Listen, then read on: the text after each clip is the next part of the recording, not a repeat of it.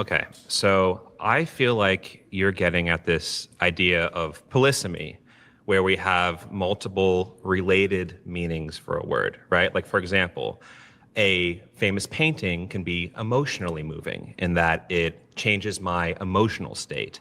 And when I was on the highway coming here to the studio, I was physically moving, I was changing my position.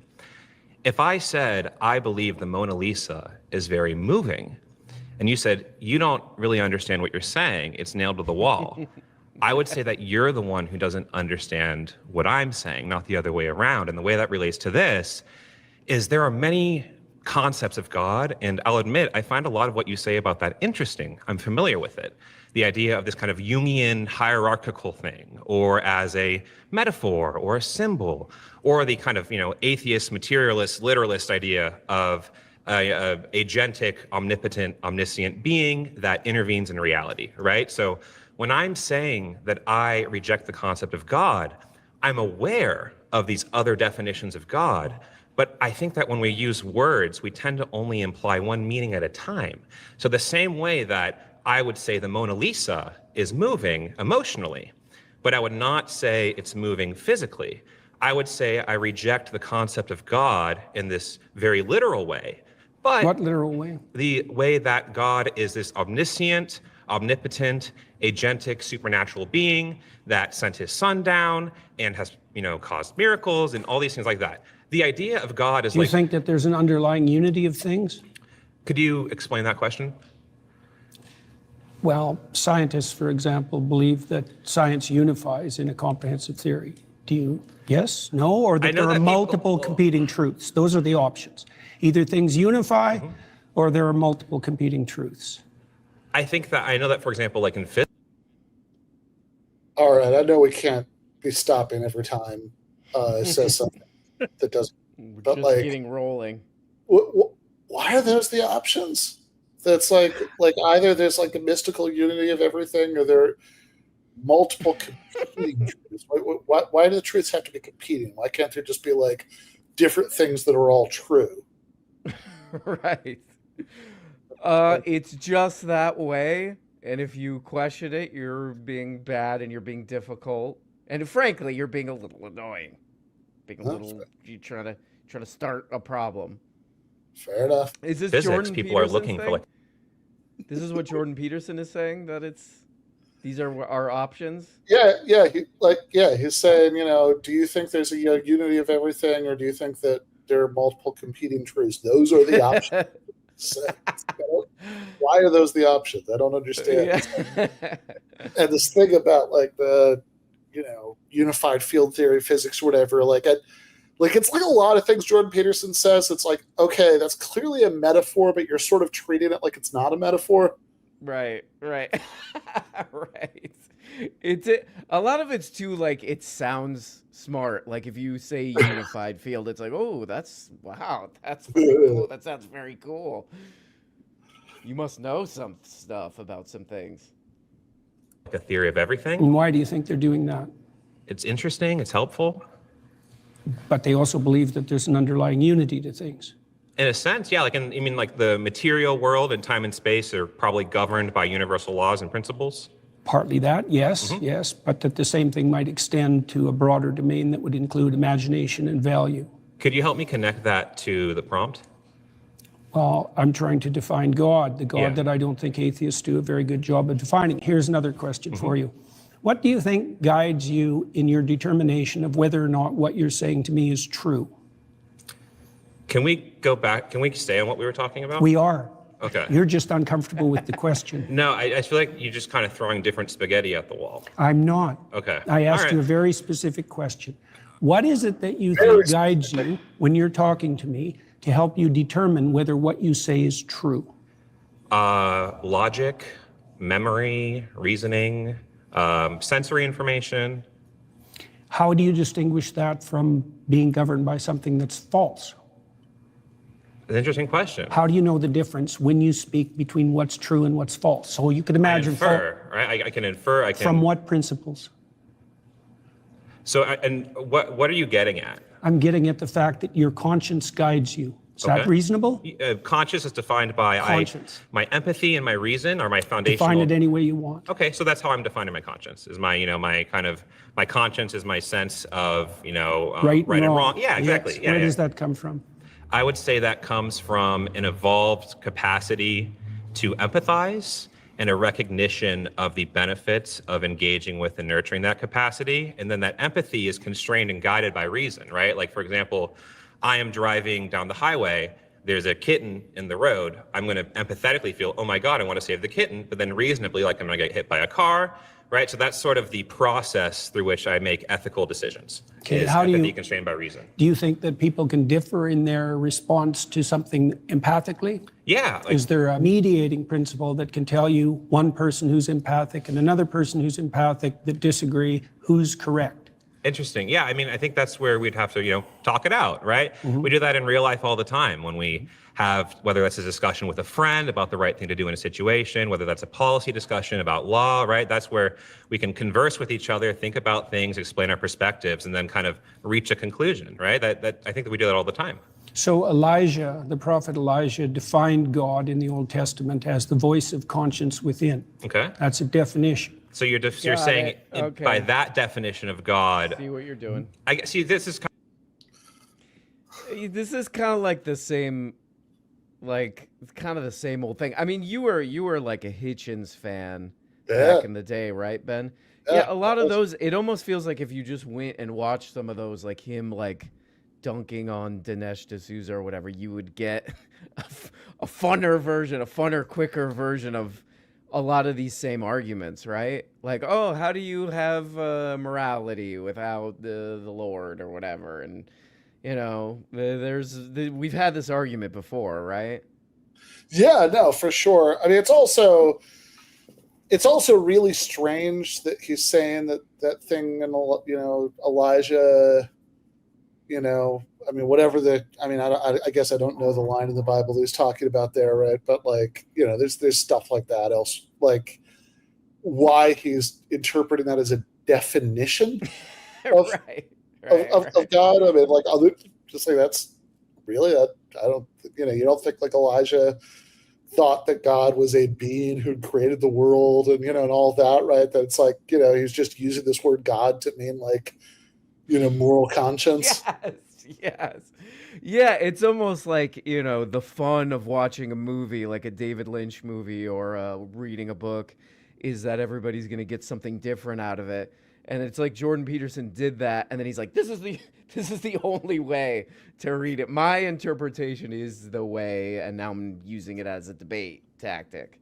Yeah, I mean, because like what a lot of this stuff is revolving around is that I mean, look, I have a very specific view about this. I back in 2023, I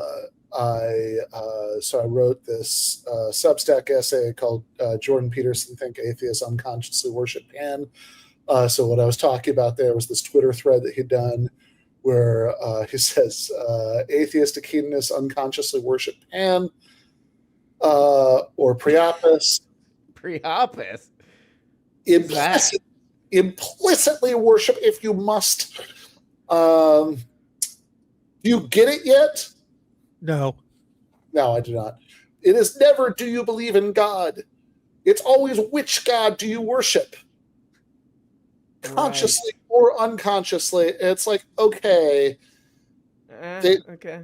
The thing about this is like, if you want to talk this way, I guess, sure, I could like follow what you're saying, but like, I don't know why, right? We want to talk this way, right? Because it's like what he's saying is like, okay, if you have like values, a certain set of values, or you act in a certain way or whatever, that like those are going to be similar to some attribute of some God, and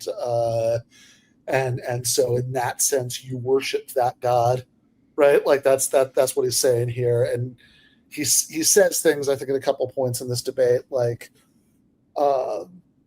you have a fragmented, you follow fragmented principles or like absolutely unified ones, in which case you become impossible, unstoppable. It's like, okay, so I get it. Like, so metaphorically having like sort of, like being unified in your understanding of things or your values or whatever is like being a monotheist. But it's like all of this stuff is just kind of like, you could just as easily say, oh, well, how can you deny, the existence of Hogwarts? Because everybody's either like brave, like a Gryffindor, or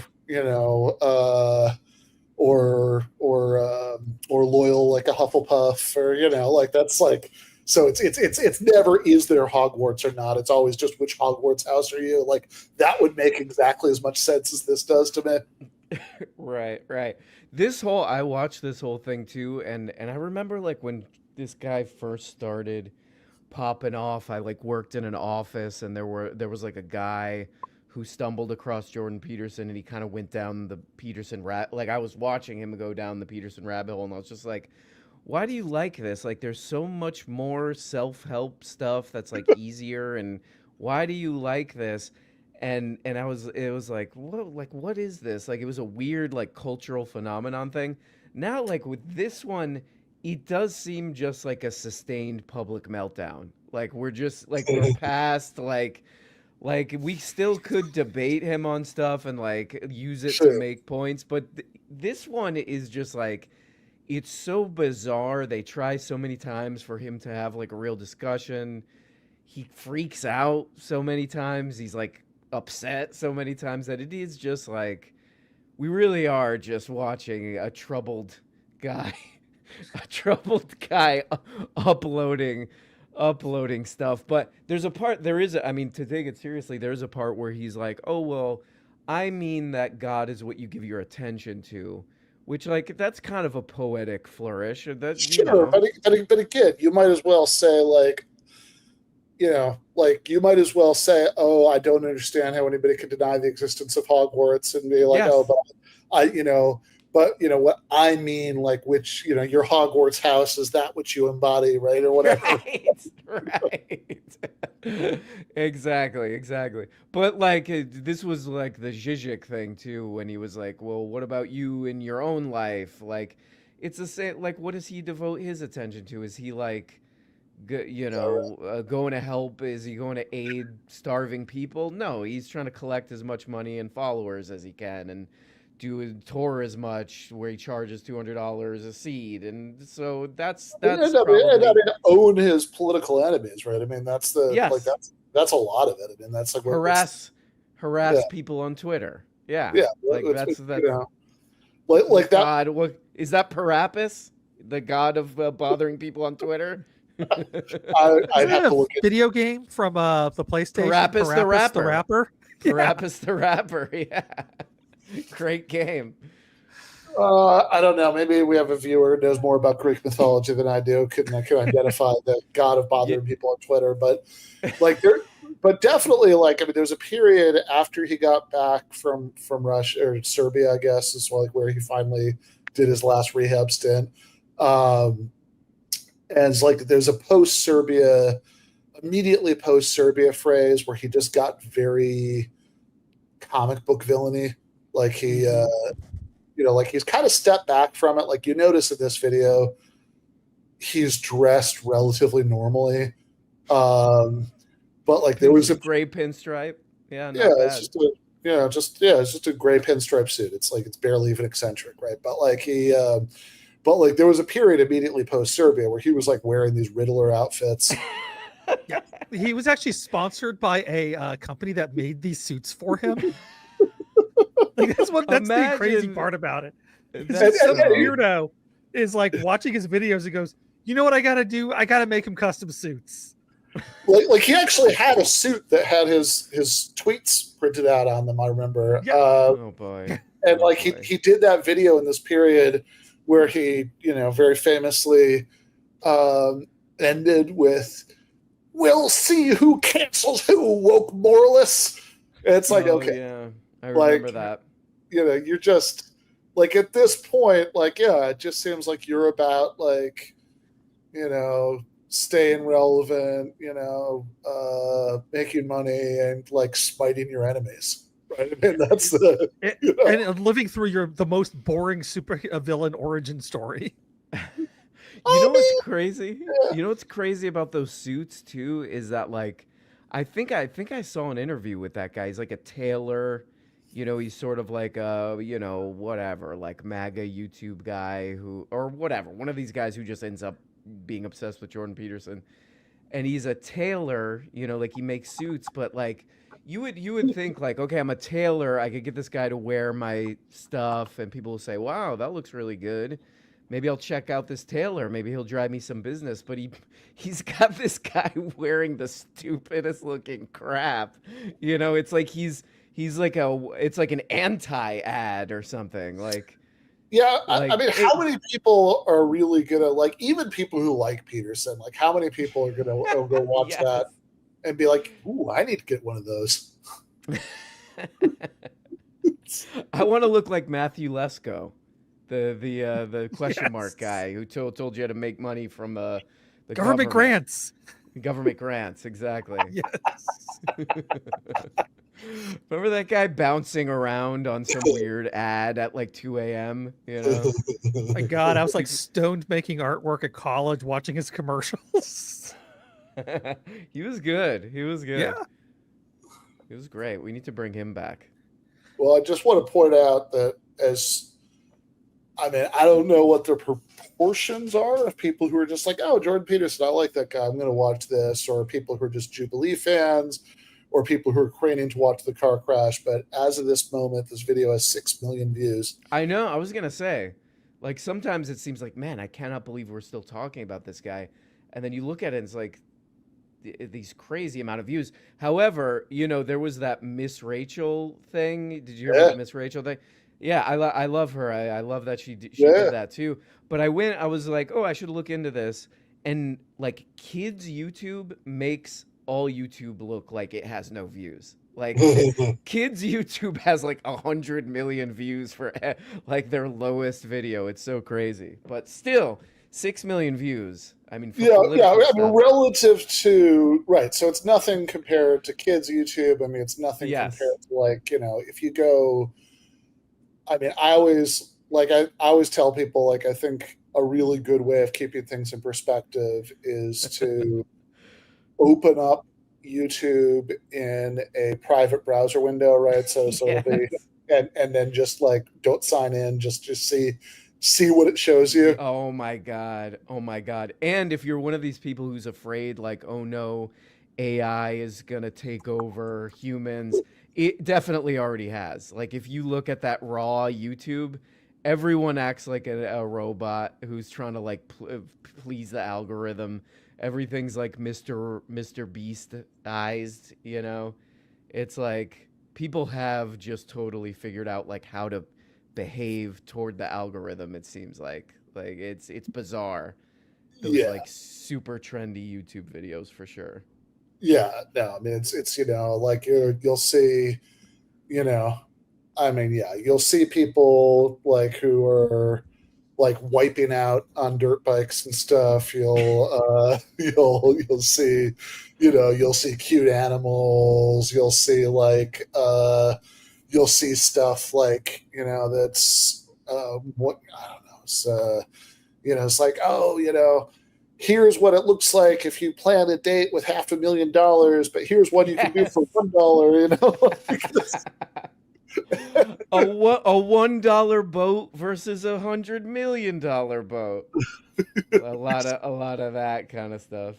Yeah, exactly, right. So it's like, yeah, that's the real, like, yeah, that's the real YouTube, right? Like, nothing like nothing that's ever on our radar is anything like that, right? So it's like if you're, so I think both of those things are true. That it's like the people who are like the leftists who we think of as being really popular are absolutely nothing compared to your Jordan Petersons and, you know, Ben Shapiro's, right? Like those people are just like unfathomably, like, you know, that's like the number of people who, watch the Daily Wire or whatever is like much more than the number of people who've like heard of Sam Seder, right? Yeah. But also the Daily Wire is like nothing compared to, compared to like the $1 sandwich Skibidi. versus $1 million sandwich. Yeah. Yeah, the $1 sandwich versus $1 million sandwich just blows the Daily Wire out of the water. Like the like person, the like mommy vlogger, right? Who's like talking about like the food that she makes for her kids, who's completely blowing out Jordan Peterson. Absolutely.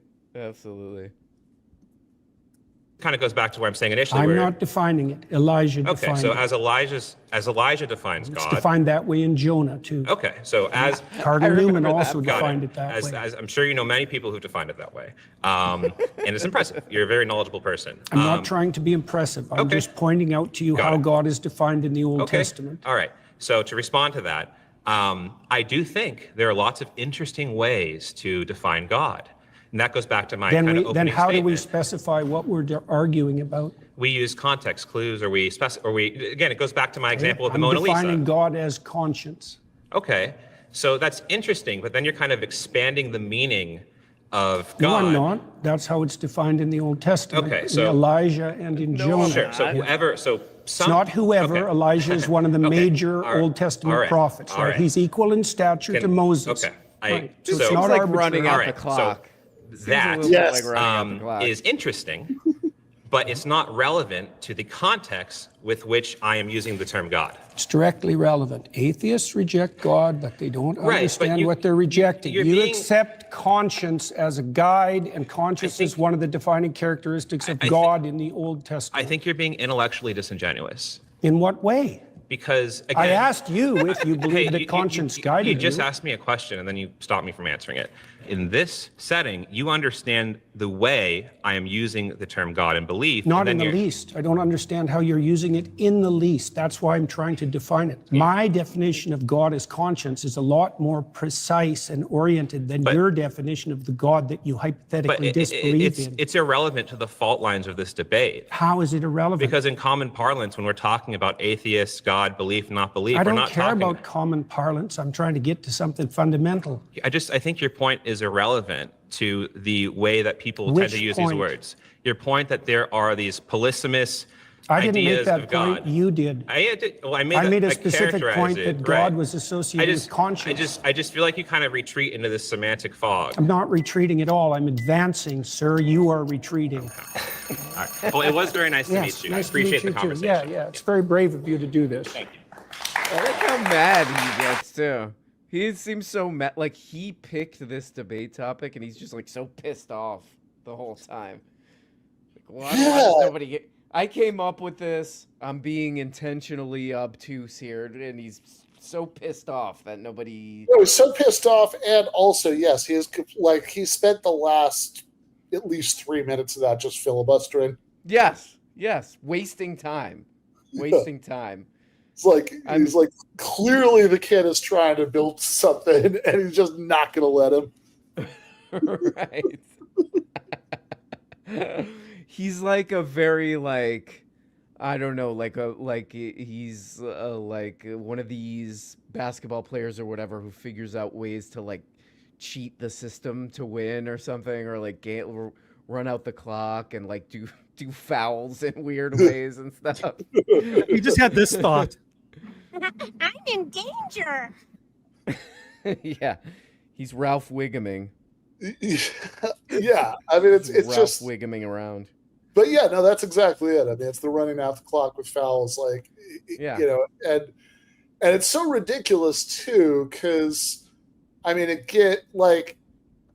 think where the sort of basic conflation comes out is when he said, "Oh, this is one of the defining characteristics of God." It's like, wait a second, that's fine, but that's not what you've been saying for the last few minutes, right? You've been saying for the last few minutes that it literally is God, right? And it's like something can be one of the defining features of something, without being identical to that thing, right? Like that this is, if... Ben has a beard, but he is not a beard. Yeah. Yeah. One of the defining features of cats is that they're animals, but that doesn't mean that, that being a cat just is being an animal, right? So if you say, if you say, are there cats in this house? It's like, well, I saw a dog and that's an animal. So yes, there are cats, right? Like it's, it's so fucking silly because it's like so it's like, okay, so just to review, if I think that no one that the universe exists without a cause, right? Nothing external caused it to come into existence. That the universe is purely physical. That that there isn't that nothing supernatural exists. That there's that minds aren't anything but brain states or functional systems or something. That nothing happens when you die.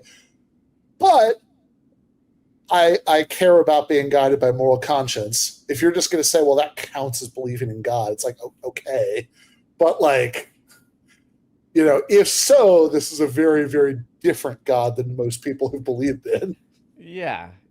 He's doing a thing. It does seem like a thing where it's like, there's nothing you can this is his debate tactic, I guess, is where there's nothing ever really solid you can grab onto. So it's just like, yeah, this is what I mean. It would be interesting if he were like a poet or something, but it's just like he's doing debates. Oh, and he it's is a just poet. Didn't you read his book? Oh yeah, he is a poet. He had that dream about his grandma or something. Was that a poem? No, that was in a different book. Oh, okay. He wrote a bunch of poems about how angry he was. Ben wasn't here for the time I did this in a post game, but he wrote a series of poems about his patients and like how annoying he found them. And then years later, after he stopped practicing, published these poems. And seems like a violation of some kind. Yeah, and he's trying to. He thinks he's what's his name? Edward Gorey, but clearly he's not. It's right. It's just Oh my god. Was this an ABC of childhood tragedy? Something like that. Yeah. Let's see. I'm trying to remember. I think I remember that. It was kind of like a Neil Gaiman-y kind of. Yeah, they had the same person who did the 12 More Rules of Life illustrate it, and there's this hilarious interview. Yeah, there we go.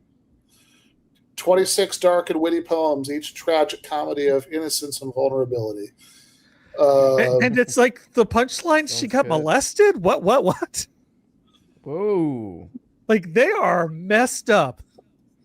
I think, if I'm remembering right, so I wasn't on that episode, but I think maybe we were talking about it in the GTA Slack or something, and I think I remember you probably posted hey, do you know Jordan Peterson wrote a book of poems, and you had a link or something, and I think I remember seeing that and be like, okay, no. This is clearly somebody doing a Jordan Peterson parody, and Andy is just mistaken and thinking that Jordan Peterson he's bitten the onion. He's taken and I was like, oh no, wait a second, no, he actually did write that.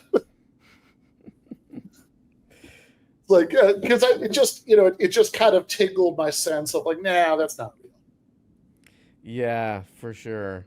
Yeah, it seems too ridiculous. Seems like too much of a cash in, honestly. Surrounded is now a podcast, available wherever you listen. Search Surrounded, plug in, and stay part of the conversation. Anywhere, anytime.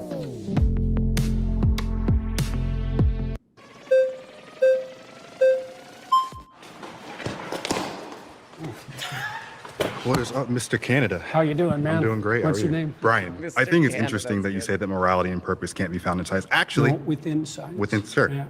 Purpose, I actually grant you, because purpose is subjective, right? Unless you want to boil it down to the purpose of life is just to procreate, right? Sure, whatever. Morality is actually something that we do see.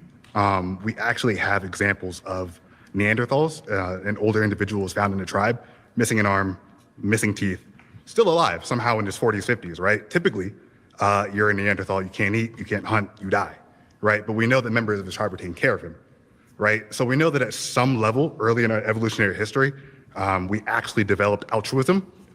We have examples of chimpanzees who actually have a basic understanding of fairness, right? If you give a chimpanzee 2 grapes, right, and his buddy gets 3, right? He actually freaks out, right? But you give both chimps 3 grapes and they're good. We have examples of parrots. Except for the greedy chimps. Except for the greedy chimps. They want 4 grapes. They want 4 grapes. You know, those do exist, right? But we have similar examples where we do animal tests, right? And so morality is intrinsic. I think. So it precedes science. I think that actually right? a better way to define it would be that social animals, which we are, right, require some level of morality or. Into what? I'm not disagreeing. Sure. Why do they require that? Because it's the only way that social groups can actually survive, right? That's my point with regards to science. Thank you very much. Is that? Precisely the point that you just made, that science has to exist within a moral framework that isn't in itself scientific. How's that? Okay, all right. This is like, it's borderline unwatchable. Okay, oh, the guy's like, well, people had to get along in groups, so we developed what you might call, a sense of morality or justice or whatever, and Jordan Peterson's like, thank you, that's my point. It's ain't part of that system, and there's something outside of it, or something. It's just like, yeah, because it's just so obviously not what the guy just said. Yes. It's like, right, like he's saying, so Jordan Peterson like follows up with, oh, like God or whatever, or God's like transcendent law is like wrapping all that stuff. It's like, where did that come from? Yeah, no, it came out of nowhere, and the transition was really weird because guy's saying that having a moral sense is innate, and Peterson's like, oh, so it precedes science. It's like, what does that even mean? Sure. It's purely like semantic. Like it's just does not exist outside of like the words that he's saying. It's like the ability to talk right. precedes science, because you can't do science if you can't talk. Exactly. Having 10 fingers and 10 toes, right? Precedes science. Like I don't understand. It's like yeah, sure. Like if something is biologically innate, people have it before they are able to do complicated things like science. But that doesn't mean that conceptually, it feeds in the way he's suggested. That's just kind of a weird slippage.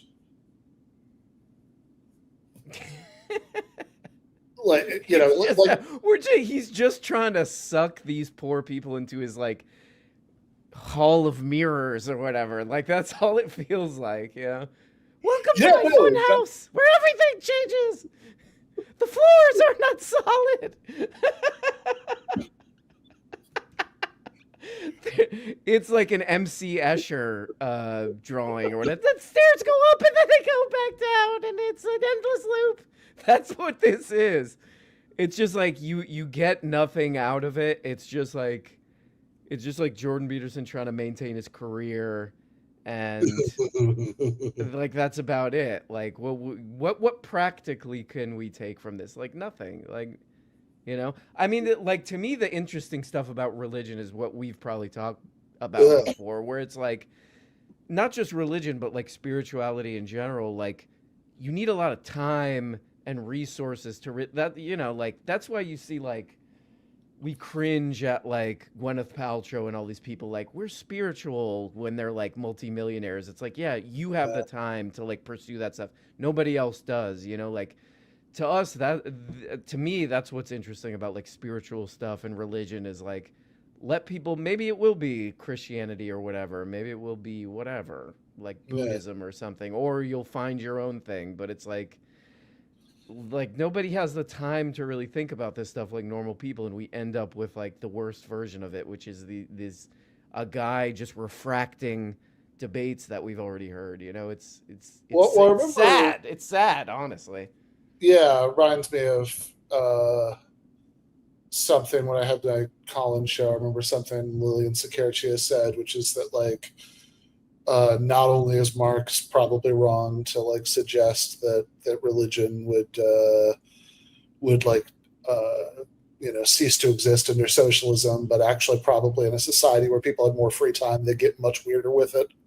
Oh, totally. I mean, that's one of my main. If we ever get the fully automated luxury communism, I cannot wait to see what kind of weird spiritual and like weird like desert communities and all that stuff happens. I mean, oh yeah, maybe that's like the true crime of all this is how boring this is how like unimaginative this is. Like it's yeah. I mean, I guess I'm just watching this. I'm just still fascinated by like trying to figure out what Peterson even means, because it's like because when he's like that thing is like, okay, so it's innate, therefore it precedes science. It's like, okay, well, like in a literal way, yes. If you're born with something, then you having it like chronologically precedes you're doing science, right? That's true. But like, it seems like what you're trying to suggest is that like science can't explain it. And those are like really, really different claims. But like he's like Peterson's using one of them to try to suggest the other one. And it's just so fucking silly. I mean, like this is goofy. Yeah, because like once you realize what he's saying, this really is like the previous guy, right? The guy we just watched, like what he said about things like a painting being moving and I'm physically moving, like it really is the equivocation on that level. Mm-hmm. You know what's sad too is kind of the way he's interacting with most of these like younger people. Like, you're an older man, you're famous, you're like a multi-millionaire and all this stuff. Like, you know what? Sam Cedar kind of did this in his Jubilee, where he was having fun with them. He was like, I'm an older guy, like, hey, like interesting. Like he would kind of goof, he would joke, and he wasn't taking it too seriously, but still making his points. Jordan Peterson looks like he's about to have he's gonna snap at any moment, Like he's just like, that's the other side to this. He's just such a bad example too. Like he's supposed to be an example of a man and an adult and all this stuff, and he's just such a bad, like he just seems so tense and pissed off the whole time. I mean, he needs to follow those 12 rules. Yeah. As I believe Michael Brooks once said, if I can remember a time when the avatars of toxic masculinity weren't this weepy. But oh my god, what a king! He had so many good lines. I have seen a lot of people have been once again, I feel like it's trending his talk at that university, Lafayette College. Yeah, one of the great political videos of all time. Absolutely, yeah. I love everything about it. Like, it's like the actual talk itself, right, which is a small part of that video. It's like the first, I don't know, quarter or less of it, but the actual talk itself is fantastic. The way he sort of lays out like a lot of what he's like distilled from like Adolf Reed and people like that at the beginning, and actually the Jordan Peterson stuff there is very funny and very good, and so like, yeah, I absolutely love the actual talk.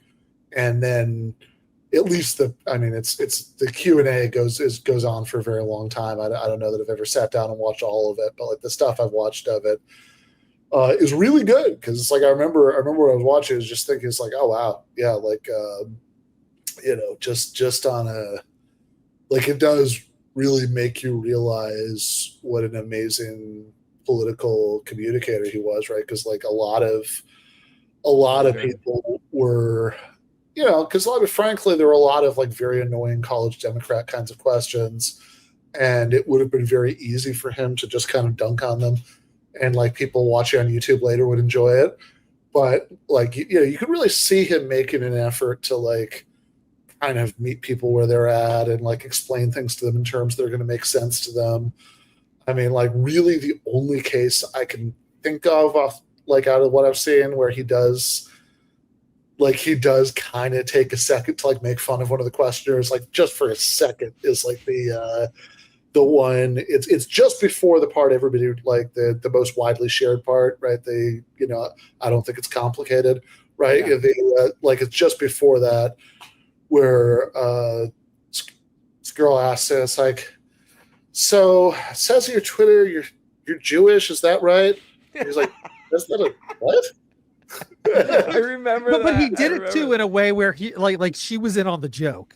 Yeah. Which is, kind of, like I'm gonna be making fun of you here, but like you're in on the joke too. And it's amazing talent. We're having a good time. I'm not gonna just trash you in some kind of awkward way. Yeah, he's having fun. Yeah. Yeah, I think that's right. Yeah, and then you're like, yeah, so and then it's like a good transition because she's like, oh, like, I mean, because the question is something like, well, given this, how are you this, like anti-Israel or whatever, and he actually does like pull off the pivot really well from like kind of making fun of the framing of the question at the beginning to just being like completely earnest in his answers, like just like, yeah, Jewish values tell me to oppose apartheid. It's like, which, yeah, I had, I don't know if you're good, really good. No, it was so good. Yeah. And just cool, like that such a quick like answer like that works in the oh, I see what you're trying to say, like, I have a certain religious ideal and all this stuff, and like, I'm taking the best parts of that and applying it to what you're asking me about. I think it's great move. Yeah, exactly. But yeah, no, for the most part, I actually do. Here, I'll tell it before we end the post game, but I said it on social media before, but I did have kind of a funny interaction along these lines, like out in the wild the other day. But yes, the contrast is amazing. Peterson mostly just seems to be pissed off at these kids. Like this guy right now is the single one that we've watched so far who he seemed least pissed off at. Like he and it's kind of I mean, it's kind of hard not to speculate about the dynamics of that, right? Because like because he, like, Peterson's demeanor at the beginning of the conversation was the friendliest. It's like, how you doing, man? There is also at the end they let you choose, like, who do you want to re-debate or whatever? Who do you want to be your final debate? And I think they get to pick the format or whatever. And he picks. He does. I suspect he picked this girl because he thinks she's cute. I think because maybe she wasn't too combative either. But I think I think Jordan Peterson has a little crush on this lady. If you go to the end, fair enough. But it's like even this dude who it's like, all right, so he kind of started the interaction wanting to be his cool friend, and also, I think that this guy probably got like a more tolerant reaction from Peterson because he's kind of speaking Peterson's language, like the way he's doing. It's like, oh, here's like this like really specific science thing that I'm gonna frankly treat as proving way more than it does, right? That like that's what Peterson likes to do, so he's into it, right? But even there at the end, like he was getting like really combative. It's like, well, that's what I said. All right, very good. You agree with me. We're done. I kind of hate too when people start talking about this like Evo psych, anything related to that. I think we hear that kind of stuff all over. I mean, all over YouTube. The big one is, of course, like the dating channels and all that. Yeah. But I think, it's all over. But I think that David Graeber book, did a good job at like kind of showing like this. You're doing like Zodiac with this, basically. Like you're doing a Rorschach test with a lot of this stuff because human beings have arranged society and like social arrangement all different ways, experimental ways. Like archaeologists are finding evidence of all different kind of arrangements and how different people were treated and all kinds of stuff. I mean, a lot of this stuff is just like, even for this, which is relatively like inane, like whatever. We could agree. We could agree with this. When people start to go into this, my brain starts to turn off now because I'm like, oh, they're just gonna use this like Evo Psych stuff as like a way to make a point that they already believe. Yeah, for sure. But also, I think what this interaction is kind of revealing too is that, so the claim here, right? Claim number 2, morality and purpose can't be found within science. Is also just really ambiguous because, like literally, what does that mean? Because because like one thing you could mean is science can't like tell you what's morally right, which would actually be completely true, right? Like that. Yep. That is true, right? But then like, and if that's all he's making, right, which is just this sort of basic, David Hume point about facts and values, then fair enough, right? But I mean, I haven't heard Jordan Peterson articulate that. Let's put it that way, right? So I don't think that's what. I don't. That's an interesting. That would be a fun conversation. That's an interesting point. Yeah, I mean, he's not trying to bring it there. He's trying to strictly bring these people into his fun house and confuse everybody so he can look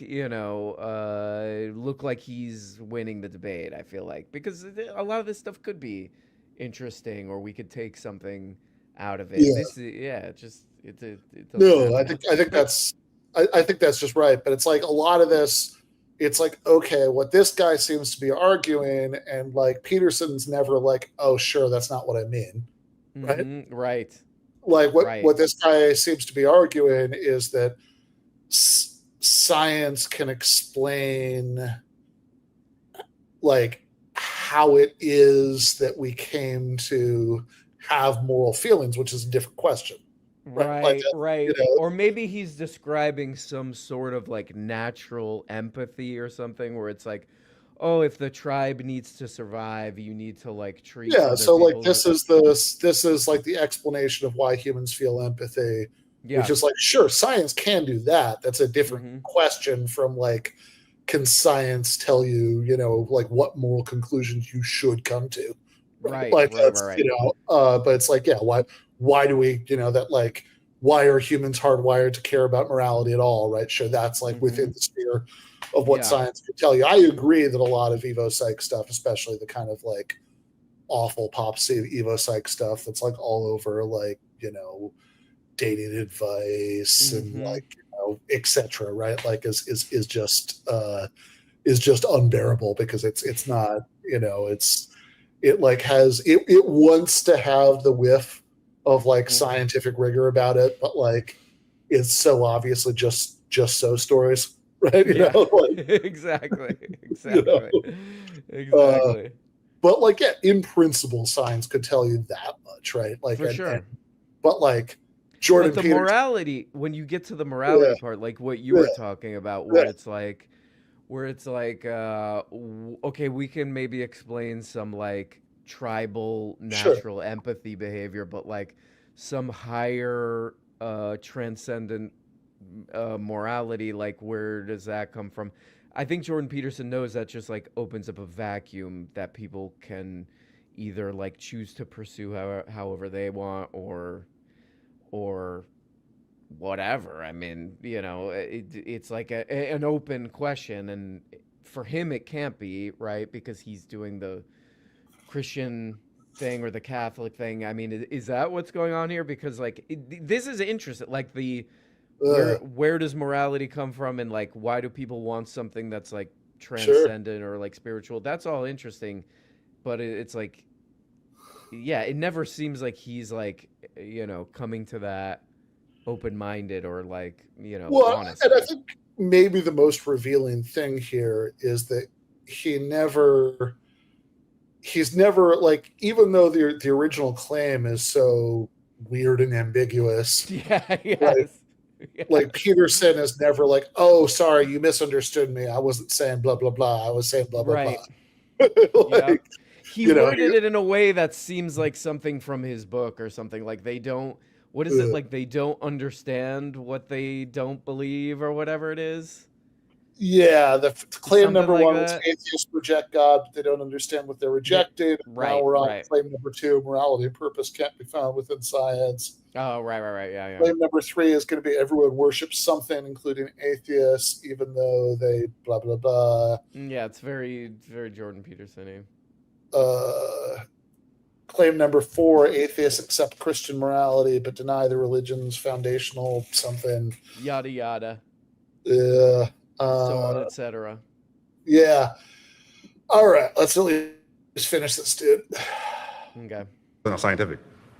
Well, because it's not derived from the scientific process, as you just It indicated. doesn't need by to derive from pointing the to- scientific process. Well, It's hang the on, fact that hang on a sec. we are social animals. We need that to exist as a group. I right? agree, but Sure. you pointed to the morality of Neanderthals, to the morality of chimpanzees. They didn't derive that from science. They don't need to. That's not how That's that my works. point. Science explains it. So you No, just- science doesn't explain morality. it doesn't explain how social animals would need to be. Well, that's Altruistic? a complicated question. Is it? But we see it though. Yeah, but explaining the evolution of morality and explaining morality itself aren't the same thing. Okay, so you're asking why does this happen? Yes, that's more accurate. Because we're social animals. We Yeah, need but there's to be, more to it than that. Is there? Sure. For example, so we're moral animals that have a sense of the future. Sure. Okay, that makes us unique, and that structures our morality. No, actually, there are other animals that can predict the future, or not, Not predict really. the future. No, tigers. Actually, there was a tiger at the SF Zoo that killed somebody, and so Hunting actually, animals. No. Kids threw shit at the tiger. The tiger actually plotted its escape, and it found the I'm not kids. saying that animals can't think. Okay. No, but let's they can pause see here. the future. story. That's what I'm saying. Well- Voted out by the majority. Thank you, man. Good man. Yeah. Gotta look up that tiger revenge story. That's I crazy. Yeah, know, that sounds like a that's- great movie. Yeah, That's Was it by on far the cocaine? most interesting thing that we've watched. Is I was like, all right, the rest of this is whatever, but like this is actually new information that tigers can plot premeditated murder. Yeah, this tiger has just been stewing on a kid, hit him with a Dasani bottle for like a month. The tiger just wakes up every day thinking about that kid, how he's gonna get. He's like Robert De Niro in Cape Fear. He's got all the tattoos. He's doing the pull-ups. Counselor! He's laughing in the movie with the cigar.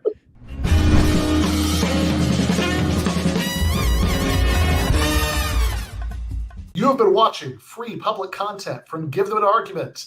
To access every single episode of the show, the main show on Monday nights, all of the streams, all of the debate breakdowns, all of the patron-exclusive post-games on Monday nights, all of the patron-exclusive bonus episodes every week, and much, much more, go to patreon.com/Ben Burgis. I cannot resist ending this with, don't be foolish.